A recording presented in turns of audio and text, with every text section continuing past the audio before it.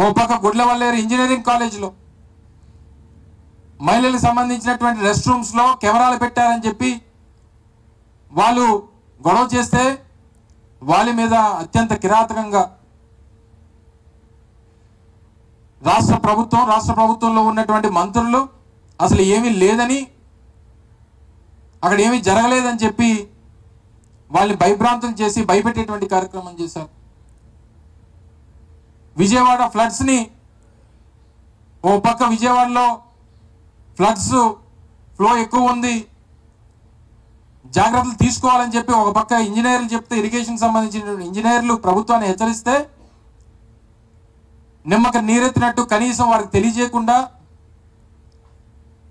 పూర్తిగా జగన్మోహన్ రెడ్డి గారు చెప్పినట్టు మొన్న విజయవాడలో జరిగినటువంటి విధ్వంసానికి అది ప్రకృతి వైపరీత్యం కాదు, ఈ ప్రభుత్వం చేసినటువంటి కార్యక్రమం అని చెప్పి అనేక సందర్భాలు చెప్తే అక్కడ గొడవలు జరుగుతూ ఉంటే దాన్ని డైవర్ట్ చేయాలి. ఇప్పటికీ పరిహారం అందక నిన్న మొన్న మీరు చూశారు, విజయవాడ కలెక్టరేట్ దగ్గర పెద్ద ఎత్తున బాధితులందరూ కూడా వెళ్ళి ధర్నా కార్యక్రమాలు చేస్తున్నటువంటి సందర్భాలు మీరు చూశారు. మన విశాఖపట్నంలో ఉన్నటువంటి స్టీల్ ప్లాంట్ ప్రైవేటైజేషన్కి సంబంధించినటువంటి ఉద్యమం జరుగుతూ ఉంటే దాన్ని ఏ రకంగా డైవర్ట్ చేయాలి, దాని నుంచి ప్రజల్ని తాలూకా ఇది ఎలా డైవర్ట్ చేయాలనేటువంటి దాని మీద వీరి ఆలోచనలు. మొన్న రాత్రి దాదాపు 4,000 మందికి మీరు ఇంకా రేపు నుంచి కాంట్రాక్ట్ వర్కర్స్కి మీరు ఇంకా రేపు నుంచి రావక్కర్లేదని చెప్పి 4,000 మందికి ఆర్డర్లు ఇస్తే వారి తాలూకా గేట్ పాస్లు క్యాన్సిల్ చేస్తే పెద్ద ఎత్తున నిన్న తెల్లవారుజాము నుంచి ఉద్యమం జరిగితే మళ్ళీ అప్పటికప్పుడు టెంపరీ పాస్లు ఇచ్చి అలౌ చేశారు. అంటే వీటన్నిటినీ ఏమార్చాలి, ప్రజల తాలూకా దృష్టిని ఏ రకంగా మరల్చాలి,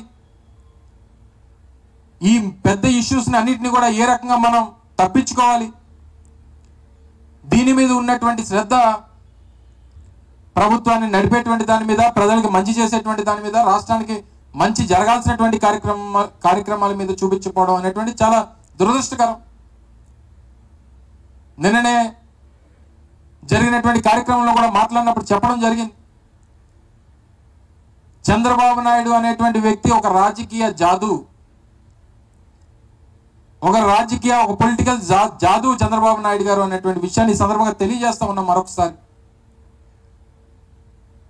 ఉన్నది లేనట్టుగా, లేనిది ఉన్నట్టుగా సృష్టించి ప్రజల తాలూకా దృష్టిని మరల్చాలి, ప్రజలు ఏదైతే కోరుకుంటున్నారో, ఏదైతే కావాలని చెప్పి కోరుకుంటున్నారో దాని నుంచి ఏ రకంగా ప్రజల తాలూకా దృష్టిని మరల్చాలన్నటువంటి దాంట్లో చాలా ఆరితేరినటువంటి వ్యక్తి చంద్రబాబు నాయుడు గారు. ఈరోజు ఉద్యమం జరుగుతూ ఉంది, స్టీల్ ప్లాంట్కి సంబంధించినటువంటి ప్రైవేటైజేషన్ ఇష్యూ మీద, కాంట్రాక్ట్ కార్మికుల్ని తీసేశారనేటువంటి దాని మీద ఉద్యమం జరుగుతూ ఉంది. పర్మనెంట్ ఎంప్లాయీస్ సంబంధించి వారిని ట్రాన్స్ఫర్లు చేస్తారని, విఆర్ఎస్కి వాళ్ళని ఫోర్స్ చేస్తారని చెప్పి ఒక పక్క భయాందోళనల మధ్యలో స్టీల్ ప్లాంట్ కార్మికులు ఉంటే, మొన్న స్థానిక శాసనసభ్యులు, స్థానిక పార్లమెంట్ సభ్యులు వచ్చి అంటారు అవసరమైతే మేము రాజీనామా చేస్తామని చెప్పనంటారు. నిన్న ముఖ్యమంత్రి గారి అబ్బాయి వచ్చారు, వారు మాట్లాడుతూ ప్రైవేటైజ్ కాదు అని చెప్పను ఆయన అంటాడు. వారికి సంబంధించినటువంటి శాసనసభ్యులు, పార్లమెంట్ సభ్యులు మేము అవసరం అయితే ఒకవేళ ప్రైవేటైజ్ అయితే మేము రాజీనామాలు చేస్తామని చెప్పండి. మీ రాజీనామాలతో అవసరం లేదు. మీరు ఈరోజు తెలుగుదేశం పార్టీ ఉన్నటువంటి స్థితిలో ఈరోజు విశాఖపట్నం స్టీల్ ప్లాంట్ ప్రైవేటైజ్ కాకుండా కాపాడాలంటే ఉన్నది ఒక మార్గం. ఈరోజు కేంద్రంలో ఉన్నటువంటి ఎన్డీఏ ప్రభుత్వం, ప్రధానమంత్రి నరేంద్ర మోడీ గారు, కేంద్ర ప్రభుత్వం ఈరోజు కేవలం రాష్ట్రంలో ఉన్నటువంటి తెలుగుదేశం పార్టీ ఇచ్చినటువంటి మద్దతు మీదే నిలబడి ఉంది.